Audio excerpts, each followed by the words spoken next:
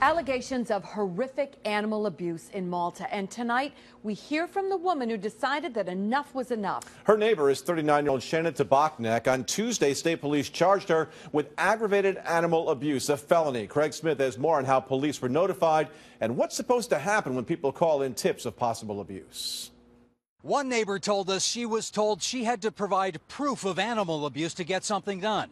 Tonight, another neighbor tells us she's the one who went looking for the proof. I was horrified. I felt terrible.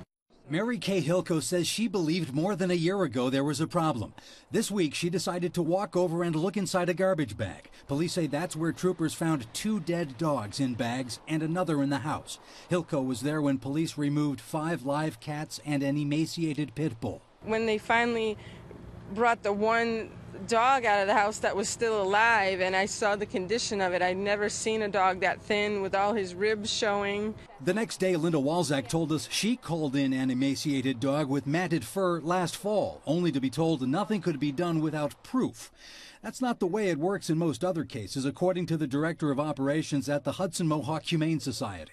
I may get 3 or 4 calls a day, hey, there's a rabbit that we're concerned about, there's a dog that's been tied to a 3-foot chain, this dog doesn't have shelter, I don't need anybody to, send me an email or, was signed off on or fax me something. I go to those, or I'll call an ACO in that area and say, hey, could you go check this out?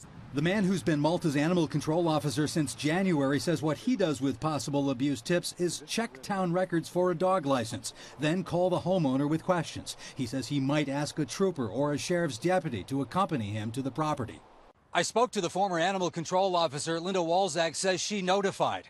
He told me he was frustrated in his attempt to address that complaint, and he suggested town records would shed light on the reason. We're working to get those records, and we'll be following up in the days ahead. In Malta, Craig Smith, CBS 6 News. Tina Murray told Craig that she recommends you make the state police your first call if you suspect animal abuse.